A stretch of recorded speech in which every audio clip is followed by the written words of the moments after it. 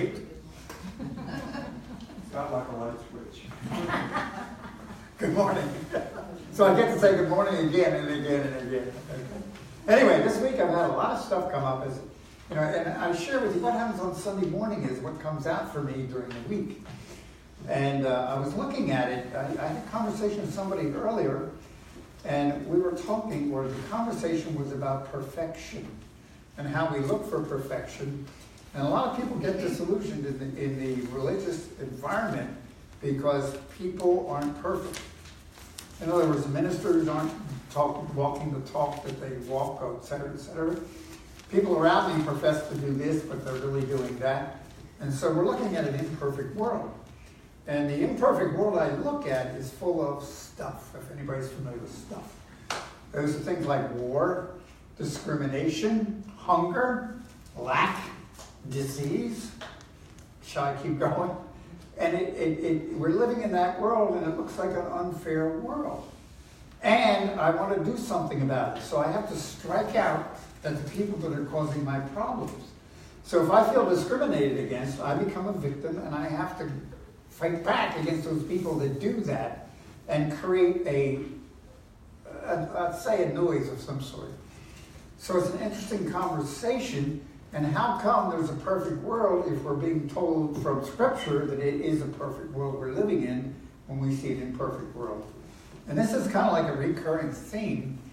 And I keep wanting to get into some of the nuts and bolts like prosperity and health, etc. But we still got to get that all that stuff that's there, we're still creating it over here because we're not understanding we're a child of God. Okay? And it's really kind of fascinating. I was again getting into Scripture, and the word perfect shows up in the Bible in a few places here and there, so I want to share one with you. Right in the beginning of Jesus' ministry, he talks about this idea. So let me get my glasses out. I'm really doing a good job on that. I did well. Huh? So anyway, it says in Matthew 5:20-48, therefore become perfect just as your Father in heaven is perfect. And do you understand? That's we believe it as an impossibility, but it says it. So there's got to be something here or it wouldn't have been there. So let me say it again. Therefore become perfect. It doesn't say we are perfect. It says become perfect. As your Father in heaven is. And heaven is where? Within. The kingdom of heaven is within. So within us, there must be the capability of becoming perfect at some level. Now, earlier in verse 44, he says, but I say to you, love your enemies, bless anyone who curses you, do good to anyone who hates you, and pray for those who carry you away by force and persecute you, so that you may become the sons of your Father who is in heaven. And for if you love only those who love you, what reward will you have? Do not even the tax collectors, anybody familiar with tax collectors? Oh, Lord. I think we're coming up on April 15th. But it says, do the same thing. And if you salute only your brothers, what good does it do? And then it says, become perfect. So what's the key? Jesus says everywhere in this Bible, in Scripture, forgive, forgive, forgive, forgive. And what do?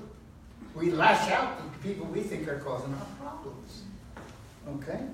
I don't know how many times I hear somebody complaining about the party in political domination right now, or vice versa. How often do we talk about the neighbors who create these problems? Well, I've heard people talk about family who they just did things to me.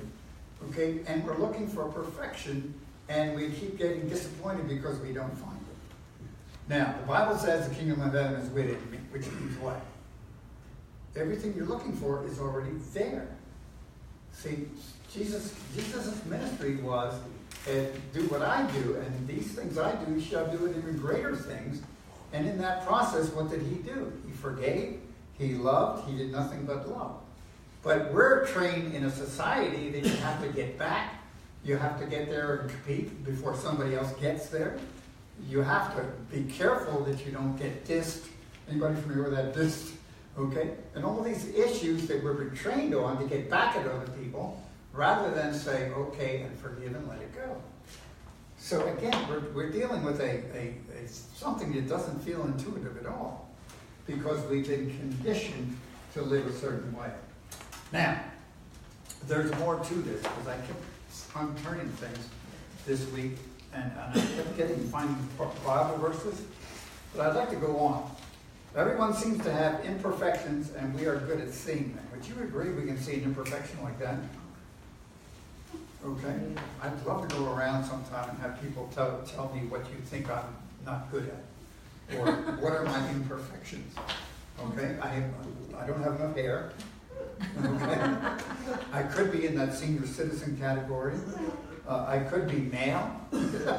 Whatever it is, there is somebody somewhere that has that upset about people like me. Okay?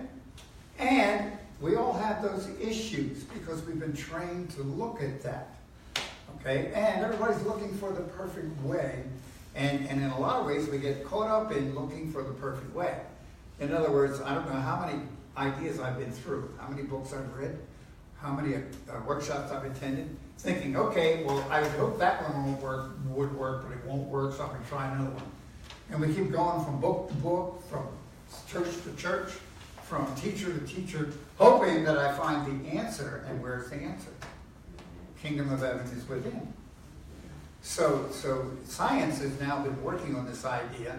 Part of the law of attraction is what you think about, you create. Everybody there? I'm going to say it again. What you think about, you create. So your consciousness, your overall belief in life is your consciousness is what you're thinking. And the term Christ consciousness means the consciousness of everything's okay. That's what Jesus was saying. He was modeling a function in life, that life works if you stay in the Christ consciousness. And here we are today, and science is now explaining some of this. We talk about epigenetics. They told us for years that, genetics, your genes were your genes, you're stuck with them. But now they know that you can change your genes through your thinking. So what else can you change through your thinking? We know that we have a field of energy around us. And science is now even going as far as there are some scientists saying things don't exist until we walk into the space. I'll say it again. Things don't exist until we walk into the space where they supposedly are. And the only reason we see them is because our field has generated them. It's called morphogenic field. Morphogenic, okay, which means, alive through inner consciousness or inner energy.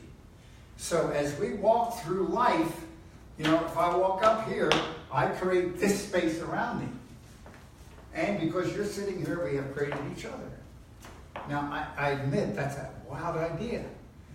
However, if it's true, maybe it was the answer that Jesus was trying to share with us, that we're responsible for everything that occurs. Now, it's not a popular message. It really isn't. I mean, truthfully, sometimes I think, should we really talk about it? Because the idea here is, what do I want? Where do I want to go? How do I want to live life? What kind of experiences do I want to have in life? And one of the issues that occurs a lot is the conversation of what I'm brought up with.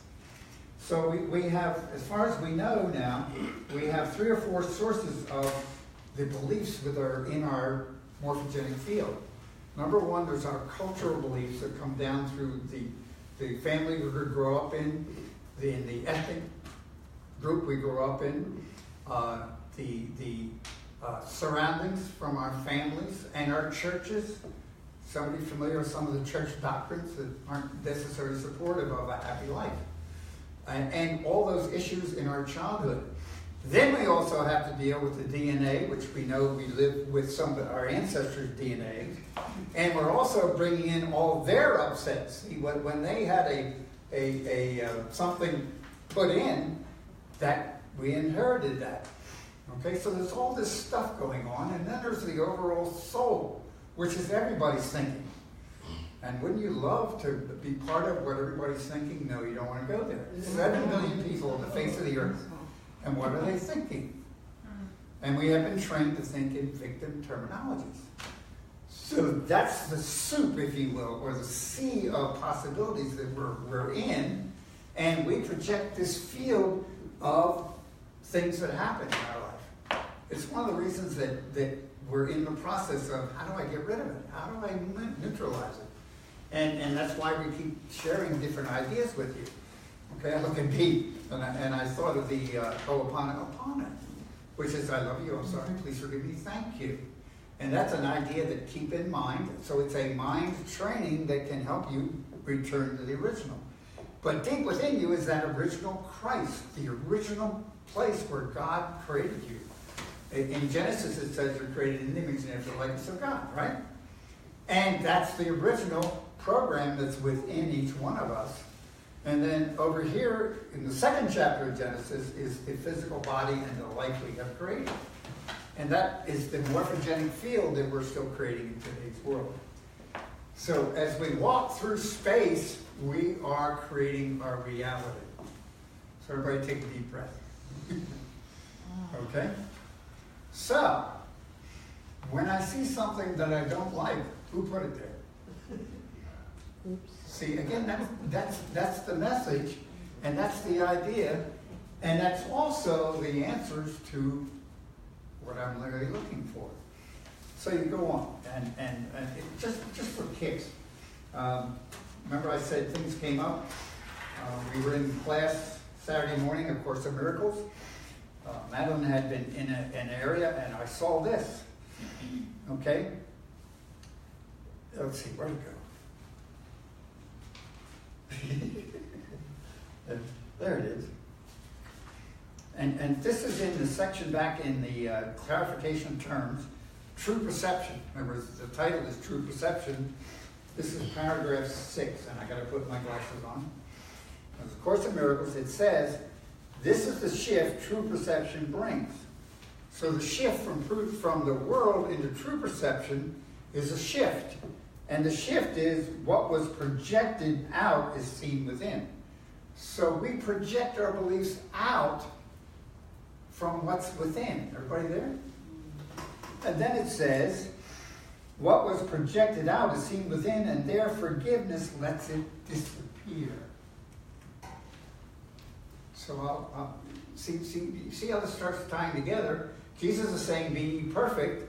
And he's saying the way to do it is forgive and love those people you shouldn't love in today's world. That means you got to bring in all those others out. Anybody familiar with the this, us, and them? You know, they did this to me, and here's us. And yeah, just see, we gather together in groups to make ourselves feel good, and then we can all attack them. But Jesus is saying the key to happiness and joy and life is forgiveness of them. So it doesn't really help me to help us, it helps me to help them. Now it doesn't mean help them physically, it means love them as the Christ, or a Christ consciousness. For there the older is sunset, and there the Father is remembered. Here are all illusions brought to truth and laid upon the altar of the Christ. So what we're living in is illusion of our own beliefs. And it gets really fascinating. There was some other stuff in here I was going to share. Lesson 97. I am spirit. You ready? Remember, during the meditation, I had you imagine you were the Christ. Now, that's not an easy task. I admit that. Because how does a Christ consciousness being act in the world? We're not trained. But it says here, I am spirit. Today's idea identifies you with your one self, your true self with a capital S. So your true self is spirit. Then it goes on and says, spirit, this is the affirmation that's suggested. Spirit am I, a holy child of God. You ready for this? Free of all limits, safe and healed and whole, free to forgive. Now, how many places have I read forgiveness? 3, and I can find a few more. And then it says, and free to save the world. See, we can't save the world until we forgive the world, if that makes any sense to you. So it's kind of fascinating it showed up here. Going on and on. Okay, I gotta go here. You ready? Okay. Matthew Matthew 6:33, seek ye first the kingdom of God. So here I am. As we move through life, we keep popping in our beliefs. So if I believe life's a struggle, what do I have to create? I have to create somehow struggles. Okay? So when I get a struggle, if somebody did it to me, so I got to fight it. So as I fight it, the law of attraction says what? The more I fight it, the worse it gets. So you see how we set ourselves up for these things that come into our life. And if we are looking for problems, we're going to find problems. And if we're looking for imperfection, we're going to find imperfection. I don't know why this is coming. Madeline and I studied for quite a while in body language and other things. Some of you know we're NLP practitioners. So you literally can tell when somebody's lying by their body mechanics and their faces and their eyes where they look.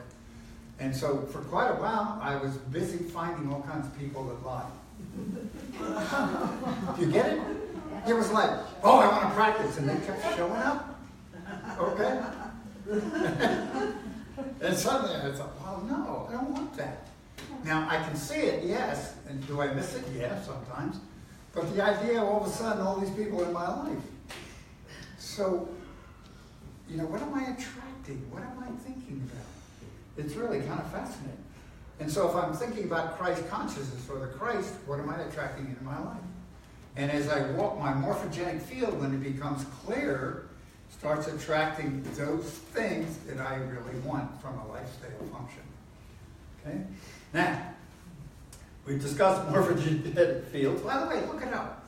Morphogenetic. Okay? You can Google it. There's all kinds of stuff in it. Forgiveness and love are the keys to healing the imperfections. See, if I see imperfections and I want perfections, how do I find perfections? I dwell on perfection, which is love and forgiveness. And there's nothing out there to attack us, to hurt us, or anything else. The only thing that's out there is our beliefs. And that's the big step. Because, I don't know about you, but I want to blame everybody else for my problems, yes? They did this to me, okay? It's common, it really is. Okay, so we've got an issue that, and I just saw Val in one talk, but life is a stage. Anybody ever heard that before? I think there's a guy by the name of who? Shakespeare? Shakespeare, yeah. Life is a stage, and we're all actors on that stage. So it's repeated over and over and over again. Even in our secular plays from what, 15th, 16th century, it's Shakespeare. Okay? I do want to go just for kicks. I'm going to use this and I'm going to go to that. Okay? So it says, this is practical metaphysics. By the way, you need this book. We have some back there now. They're sold out. I took the last one. You took, wow. We better get some more. But it says, and now this is metaphysical perspective on prayer. We must let go of the tendency to pray to God.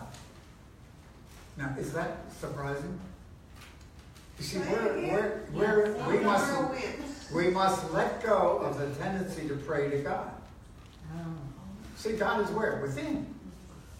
So we are an expression of God. So God is not, I was going to say ain't out there, just to, stir the pot a little bit. But let's see. We must let go of the tendency to pray to God, to reach for God, to supplicate holy help from God. God, please do this. Heal my hangnail and help Aunt Susie's something or other, okay? And to get to the realization that God is present now in the allness of who we are, each one of us. So you are the allness and the eachness, which is out of practical metaphysics. And then down here it says, rather prayer is conditioning your life with the activity of God. So instead of dwelling on the issues and finding imperfections and finding the problems, it's dwelling on what we want, where we're going to go, what's happening. Tommy mentioned to me this morning, every newsletter we send out, there's a beautiful picture of our new church. Why do we do that? Where we're going. That's where we're going, and we want all of you to have that picture. Because the more people buy into that picture as part of truth, the faster it happens. Okay? Literally, if this group believed that that was going to occur, debt-free, we'd have a new church building within the next 6 months. Okay? That's my belief. It is. Okay? So this morning, Eric taught us that right in line with what you're talking about, how if someone does something that upsets you, Yes. two thoughts about that. One, you're upset because you've got a habit that you've created, or you've got an expectation that you've created. It's not that someone did something to you, it's something within you that needs to be shifted. The second piece of that is that if someone says something that upset you, it's already in the past. Yes. It's done. It's done. It's done. And so if you can stay in the present moment, that's one of the keys to not living in upset. Okay? See, and again, Isaiah 26:3, that will keep us in perfect peace whose mind is stayed on thee, which means what? You know, I like that movie, George Burns was in it, called what, Oh God? Oh, yeah. Okay? And what was the whole theme of the whole thing? Thank God. It was everywhere. But yet, and see, that was the secret to peace, happiness, joy. And where do we spend a lot of time? See, when we try to figure things out, we're not trusting God. And I've been trained. You know, when you're trained as an engineer, you're trained to look for the problems, yes? Mm-hmm. I did a lot of turnaround work, you know, going into corporations and finding where the problems were. And you get pretty good at looking for problems, so you forget to look for the good things. It's very interesting, and we're trained to do that. But this says, don't do that. Thou will keep him in perfect peace whose mind is stayed on thee. And then you go to Matthew. For no man can serve two masters, for either he will hate the one and like the other, or he will honor one and despise the other. You cannot serve God, and it says mammon. Mammon has been historically mistranslated as wealth. Mammon, I will tell you, is the physical world that I've learned to rely on rather than the spiritual world. So in other words, I can't be double-minded. I can't be here and I can't be over there. I have to choose. You know, it's like choose this day which one you'll serve, and that's kind of like the message for this morning. So much more to cover. So my life, I have scripted my own life. Okay? And it has played out over a period of time. A lot of times I've said to some of you, I have no idea why we're in Austin. I still haven't figured it out. Because there's no way. We were living up in a very rural area in Van Alstyne, Texas. I came down, and you guys overwhelmed me. A lot of you weren't there, but some of you were. We had a nice dinner. We really did. It was at Mary Miller's house. And it was like, wow, I want to be part of these folks. Okay? And then Valerie said, okay, we'll just let you in the door. And that was you were on the board too, and Neil was too. And so you're the folks I have to thank. Now, how did we wind up here? If I had chosen, theoretically, I'd be somewhere in Florida. Okay, maybe even Key West. But yet we're here because it's kind of like a surrender is what it is. That's what I'm talking about. Because you never know what's going to come out. And you have to let things unfold. It's like the house that we're talking about closing on.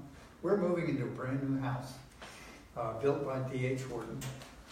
The economics are just unbelievable. You talk about miracles. And how did that happen? Madeline and I must have looked at 30 or 40 houses. We made offers on 3 or 4 homes. We have been through amazing, amazing conversations. Jane Chop, the real estate agent, we wore her out. We really did, okay? And yet we kept looking and looking and looking. But how in the world could anybody ever walk into a house with almost no down payment and no closing costs? It doesn't happen. Would you agree? Mm-hmm. That's what's happening, okay? So I want to thank you for your belief in the spiritual principles. I want you to understand that what we're talking about is literally life change. But life change comes from when I take my focus from here and put it over here. And it takes time. It doesn't happen overnight. Well, I can remember when I first got involved, I tell the story, I was waiting for $1,000 bills to come floating down to heaven within a week or two. But it's taken years. Now, they're still not coming, but it's getting better. and life presents itself as my beliefs extend. So I encourage you with all of us. And one of the keys to the whole learning process and the whole transitional process is supporting each other. Course of Love says that the future relies on communication and relationship. Communication and relationship. And in that process, we're here to support each other, love each other, and take each other's hand and encourage each other. That's why our prayer chaplains, I appreciate what you do so much, because you're encouraging, you're praying. And as a group here on Sunday mornings, would you agree there's a different energy here because you gathered together? So I'm thankful for that, and I'm asking that we continue that and grow that, and know that those people out there that are waiting for this type of thing show up. So thank you. I love you. There's so much to talk about, but I'm going to stop here. Thank you.